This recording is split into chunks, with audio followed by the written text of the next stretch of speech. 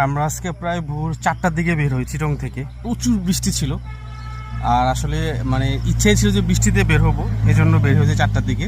4টার দিকে বেরে এখন বাজতেছে প্রায় 8টা। আমরা আছি এখন আলীকদমের কাছাকাছি। আলীকদমের কাছাকাছি আসে এই জায়গাতে একটু দাঁড়ালাম। এই জায়গাতে কেন দাঁড়ালাম? এই যে এটার জন্য এই জায়গাতে দাঁড়ালাম। অসাধারণ না? মানে প্রত্যেকটা পাহাড়ের উপর দিয়ে মেঘগুলো ভাসতেছে। যতগুলো পাহাড় আছে এখানে, উঁচু উঁচু পাহাড়, এখানে এই যে এইগুলো মেঘগুলো ভাসতেছে পাহাড়ের উপর দিয়ে।